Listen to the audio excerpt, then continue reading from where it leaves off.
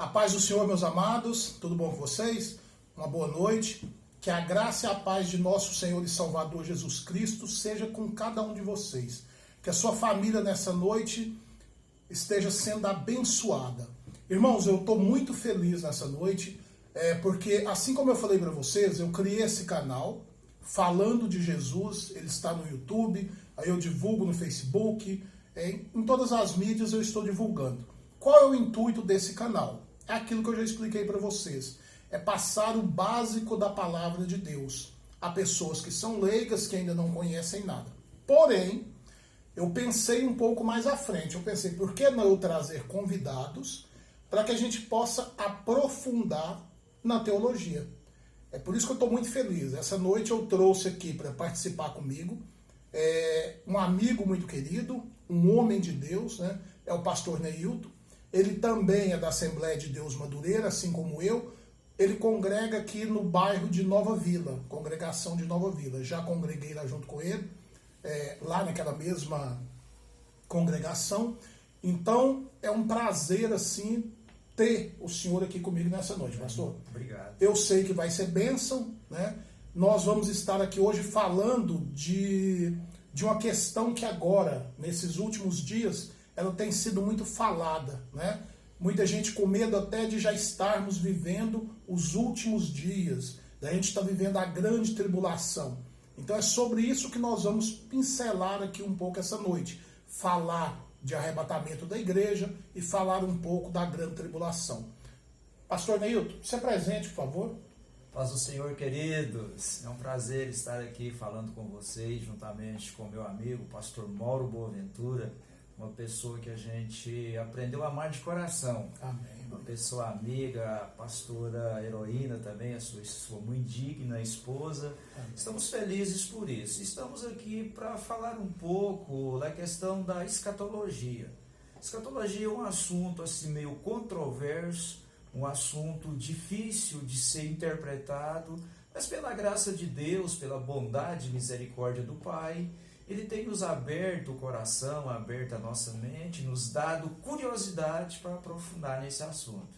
E nessa noite a gente vai fazer aqui um bate-bola entre eu e o pastor Mauro. O pastor Mauro já organizou tudo, arquitetou tudo a questão, e estamos aí juntos para alegrar na presença do Senhor. O fato é que o nome do Senhor Deus será engrandecido, glorificado na vida, nas nossas vidas e na vida de vocês também nessa noite, no nome de Jesus Cristo. Glórias a Deus. Quando ele disse que eu organizei tudo, irmãos, na verdade eu peguei o material dele, que é muito bom, e aí dei uma olhada no material dele, e a gente vai trabalhar em cima disso. Inclusive, eu gostaria de falar para você que é pastor, para você que é dirigente de igreja, o pastor Neilton, ele tem um trabalho maravilhoso, dando cursos escatológicos. Eu levei ele na congregação no ano passado e foi uma bênção. Ele deu um curso de 4 dias sobre Cristologia. Ou seja, nós nos aprofundamos no conhecimento da pessoa de Jesus. Foi uma bênção na igreja. Esse ano, eu estou aguardando a gente passar essa pandemia, os cultos voltarem ao normal. A gente volta agora domingo, mas é só uma hora de culto, então não dá para fazer. Assim que a gente voltar ao normal, eu vou levar ele lá. Ele vai dar mais 4 dias de curso sobre escatologia. Escatologia é o estudo das últimas coisas, que é o que a gente vai falar um pouquinho aqui hoje. Então você, pastor, você, líder, leve esse homem na sua congregação, que vai ser uma bênção. São 4 dias assim de muito aprendizado, são 4 dias onde a gente mergulha na palavra de Deus. Não tem achismos, é palavra de Deus, pura e simples. Tudo ali, aquilo que a Bíblia diz, e há pessoas que sabem para si. Outros sabem e sabem passar. É o caso do pastor Neilton. Ele sabe nos explicar, ele sabe passar. Então você entende de uma maneira mais simples, mas de uma maneira profunda e clara. É uma bênção. Amém? Amém. Então, pastor, nós vamos começar falando um pouquinho sobre essa questão. Como está essa pandemia agora, muita gente está com esse medo. Inclusive, muitas pessoas da igreja, eles se perguntam e nos perguntam, chegamos no final dos tempos? Já é a grande tribulação? Nós já estamos naquelas últimas coisas onde Satanás vai dominar ali na grande tribulação? Então, esse tipo de pergunta tem sido muito frequente. Foi por isso que a gente conversando, vamos falar nesse assunto, para a gente poder passar para o povo uma ideia, amém? Amém. Né? Sobre essa questão do arrebatamento da igreja e entrar, né, nessa doutrina das últimas coisas. Antes de eu te passar, eu gostaria de ler o texto de referência aqui, um deles, que a gente vai trabalhar. Ok, fica à vontade. Ele está em 1 Tessalonicenses, o capítulo é o 4, o versículo, irmãos, do 14 até o 17. Diz assim a palavra do Senhor: porque se cremos que Jesus morreu e ressuscitou, assim também os que em Jesus dormem, Deus os tornará a trazer com ele. Dizemo-vos, pois, isto pela palavra do Senhor, que nós, os que ficarmos vivos para a vinda do Senhor, não precederemos os que dormem, porque o mesmo Senhor descerá do céu com alarido e com voz de arcanjo e com a trombeta de Deus, e os que morreram em Cristo ressuscitarão primeiro. 17. Depois nós, os que ficarmos vivos, seremos arrebatados, juntamente com eles nas nuvens, a encontrar o Senhor nos ares, e assim estaremos sempre com o Senhor. Amém. Amém. Pastor, primeiro eu gostaria que você explicasse arrebatados, o significado dessa palavra. O significado da palavra arrebatamento é tirado com força, tirado sem ninguém sentir, sem ninguém ver. É como um rapto, é como roubar às escondidas. Isso é arrebatamento. Ou seja, vai ser de uma hora para outra. Abrir e fechar de olhos. Exato. Segundo os estudiosos, 4 milésimo de segundo. É esse o tempo do arrebatamento da igreja. A palavra de Deus afirma no abrir e fechar de olhos. Então é 4 milésimo de segundo. Ou seja, esse arrebatamento é a volta de Jesus. A volta de Jesus. Que ainda não é aquela que ele pisa na terra. Não, negativo. A primeira vinda do Senhor Jesus, ninguém vai ver. Por isso que se chama arrebatamento. Os únicos que verão são aqueles que ouvirão o alarido do Senhor. Ouvirá a voz do arcanjo e ouvirá a trombeta de Deus. Quem são essas pessoas? É a igreja do Senhor, comprada pelo sangue de Cristo na cruz do Calvário. Esses verão o arrebatamento. Quando falamos igreja, não estamos falando dos templos, não estamos falando da parte física. Negativo, negativo. Igreja são as pessoas convertidas ao Senhor Jesus Cristo. E também quando eu falo igreja, eu não estou falando em placa de Assembleia de Deus, presbiteriana ou qualquer outro. Eu estou falando das pessoas compradas pelo sangue do Cordeiro. Essa é a igreja do Senhor. Ou seja, todo aquele que aceita, recebe, reconhece Jesus como Senhor e Salvador de suas vidas. Amém. Amém? Amém. Né? Essa é a igreja de Cristo. Exatamente. Muitas pessoas confundem, chegam a brigar, chegam a discutir. Não. Nós precisamos lutar para sermos igreja de Cristo. Exatamente. Né? E é essa igreja que ele vai levar nesse dia do arrebatamento. A igreja do Senhor, ela tem uma redundância, né? É um exemplo muito forte do que é a igreja do Senhor. Está lá em João capítulo 3, verso 16. O próprio Senhor Jesus diz, porque o Senhor amou o mundo de tal maneira que deu seu Filho unigênito, para que todo aquele que nele crê não pereça, mas tenha a vida eterna. É esse crer. Crer no sacrifício e aceitar o sacrifício do Senhor na cruz do Calvário. E vale a pena dizer, pastor Mauro, que a salvação dos seres humanos obrigatoriamente passa pelo Calvário. Não tem atalho. Exatamente. Não tem meio termo. Se não passar no Calvário, não há salvação. Se não for a cruz de Cristo, não tem salvação. Não existe. Exatamente. Não. O que me deixa muito triste, pastor, hoje em dia, é que assim, muitas e muitas pessoas não reconhecem a necessidade de entregarem suas vidas a Cristo. E acham que podem viver de qualquer maneira. Eu não nasci em um lar evangélico. Então, quando a gente vai, você reconhece, você conhece a Cristo, você vê essa urgência em passar essa palavra. Exatamente. Né? Você vê essa urgência em levar a palavra de Deus, porque, infelizmente, tem muita gente morrendo sem conhecer a Jesus. E nós sabemos claramente, a Bíblia é clara. Eu costumo dizer muito assim, eu não passo pano. A Bíblia explica que nós temos dois caminhos. Um deles é Jesus e o outro deles é a vida eterna fora, longe de Jesus, ou seja, inferno. Tem gente que prega que o inferno não é literal. A Bíblia nos prova que ele é. A palavra de Deus, como a gente estava falando antes da gente começar esse trabalho nesse vídeo, a palavra de Deus, ela precisa ser interpretada literalmente. Não existe uma outra maneira de interpretar a palavra do Senhor se não for literalmente o que está escrito na Bíblia, que são 66 livros, 1.179 capítulos, 31.183 versículos. É isso aí que precisa ser interpretado literalmente. Não existe outra maneira de interpretar. Embora muitas vezes a Bíblia use alegoria, mas a própria Bíblia se explica. Exatamente. A alegoria da Bíblia é uma coisa. Agora, você interpretar a palavra de Deus no sistema alegórico, aí você já vai fugir da realidade da mensagem da palavra de Deus. Exatamente. E hoje em dia, pastor, infelizmente, o que mata muito é aquilo que a Bíblia diz. O meu povo perece por falta de conhecimento da palavra. Infelizmente, muitas pessoas não valorizam o estudar a palavra, conhecer a palavra de Deus, a teologia. Tem gente que não há teologia, qual a necessidade? A necessidade é você se aprofundar nos assuntos inerentes à palavra de Deus, não é? É verdade. Conhecermos, sabermos. Então, pastor, eu gostaria que o senhor começasse a discorrer sobre o assunto, né, do arrebatamento da igreja e a gente ir passando. Então, em primeiro lugar, falando sobre o arrebatamento, o que precisa acontecer? A gente precisa acreditar, a gente precisa saber naquilo que a gente acredita. A gente precisa ter uma definição da nossa crença. Somos assembleianos. Eu estou na Assembleia de Deus já há 40 anos. Somos assembleianos. O assembleiano, ele trabalha na questão teológica, na ramificação arminiana.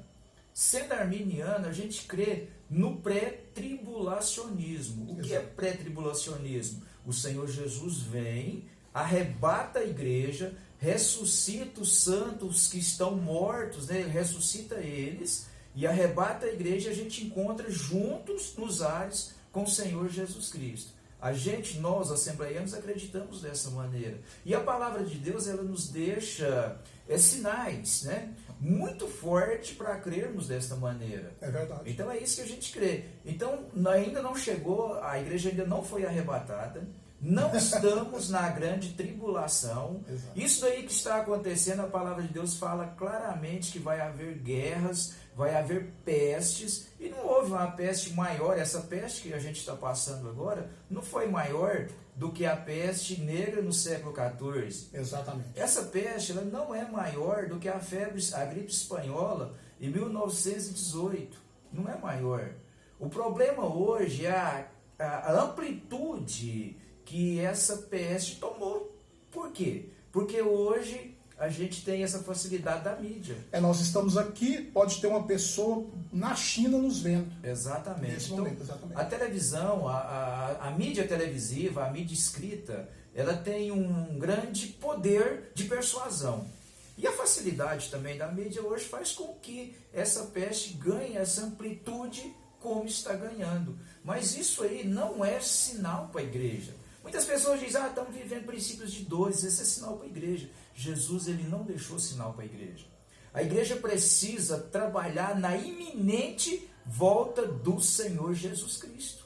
É como se Jesus fosse voltar no presente momento, ou no segundo seguinte. A igreja precisa ter essa visão.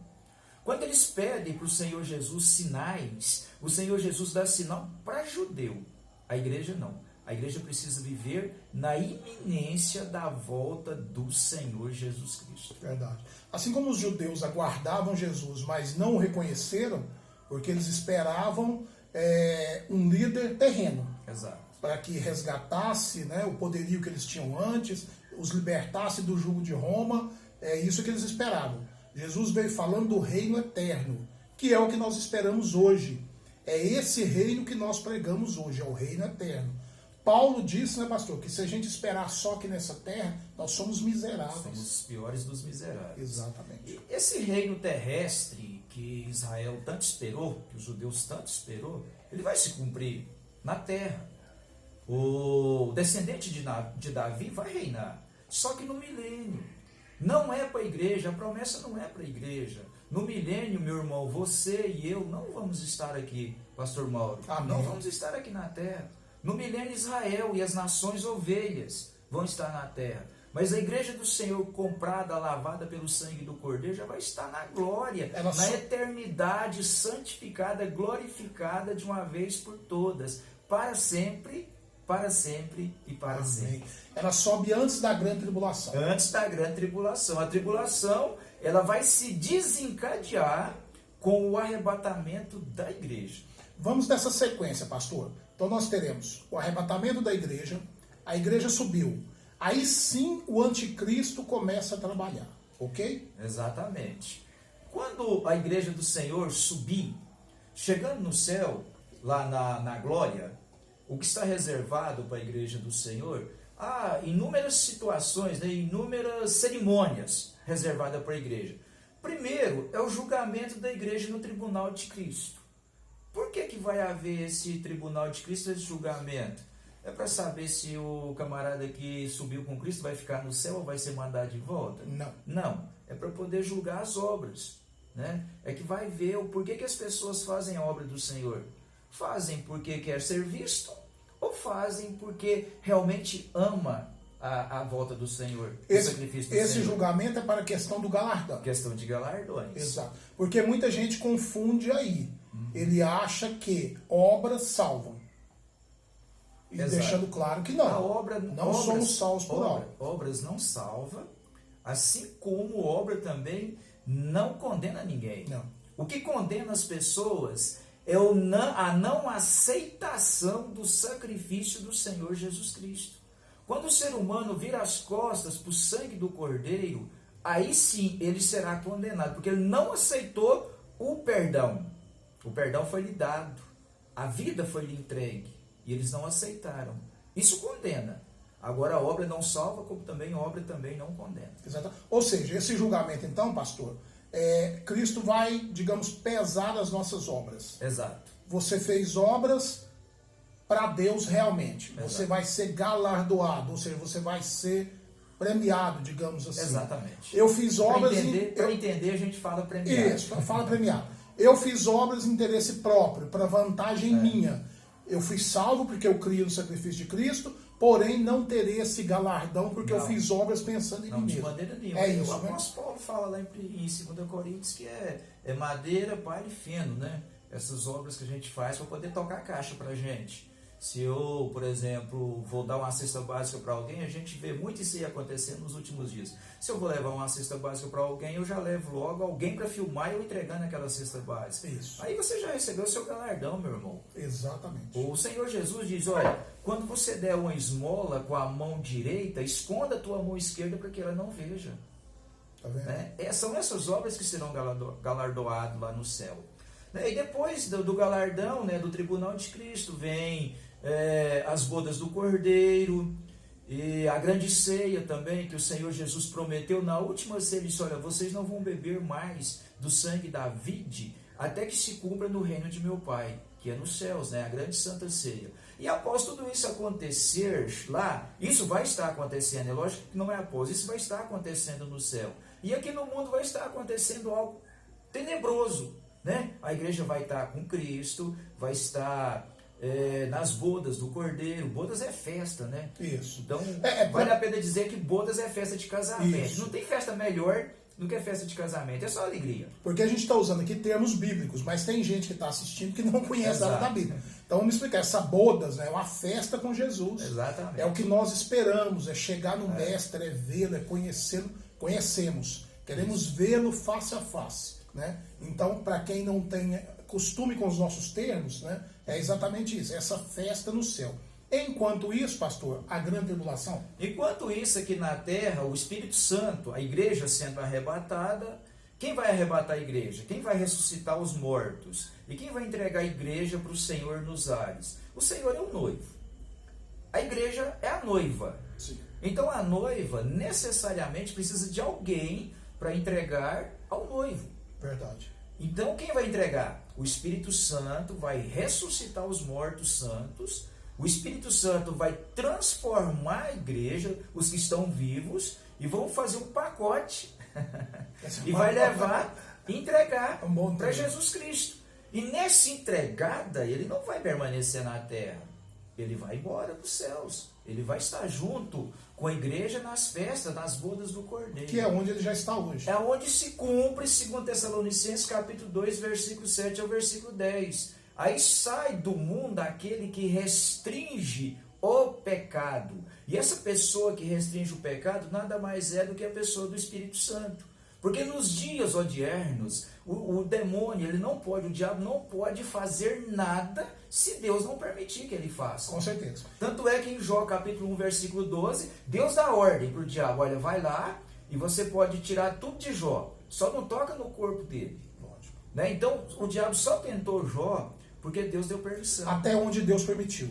Até onde Deus permitiu. Pela vontade do diabo, o diabo matava e acabou. Mataria. Mas ele não pode fazer isso. Exato. Ele não é supremo, ele não é Deus. Não. Né? Às vezes a gente vive numa situação de dualidades de deuses, como se estivesse um Deus para o bem e um Deus para o mal. Não, o Deus é o Deus criador dos céus e da terra, é aquele que criou todas as coisas, e o diabo é demônio. Nada mais que isso, é um anjo caído. Deus é criador, o Deus demônio é criador. criatura. É criatura, exatamente. Então, o Espírito Santo vai sair dessa terra.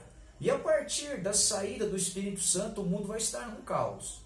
Imagina, por exemplo, no seu apartamento está o senhor e a pastora Heroína. Exato. São cristãos. Eu espero ver o senhor e a pastora Heroína nos céus um dia. Amém. No arrebatamento da igreja. Eu creio. Então a casa do senhor vai ficar bagunçada. Não vai ter alguém para fechar a porta. Não vai ter ninguém para desligar o fogo do fogão ali onde está fazendo uma janta. Então o gás vai queimar, o fogo vai queimar até o gás apagar. Não vai ter ninguém para ir lá abrir a empresa onde o senhor trabalha. E por aí vai. Então o mundo vai virar um caos. Avião caindo, carro batendo. Carro batendo. Né? Então, pessoas doidas correndo atrás de filho, atrás do pai que era cristão, que era crente, atrás do irmão. Então o mundo vai entrar num caos. Então precisa de alguém, uma pessoa, uma mão forte para poder colocar ordem no mundo.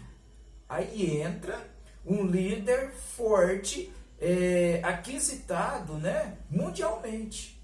Aí entra o trabalho do anticristo. Que muita gente crê que ele já está agindo hoje. O espírito do anticristo está agindo, Exatamente. não é essa dúvida nenhuma. A pessoa... O evangelista João já dizia isso há 2000 anos atrás. O espírito do anticristo já age no mundo. Exato. Mas o anticristo, não. A besta, não. A besta ainda não está no mundo. Ela só vai começar a reinar depois que a igreja sair da terra. Até lá, não. O Espírito Santo não permite que isso aconteça. Porque,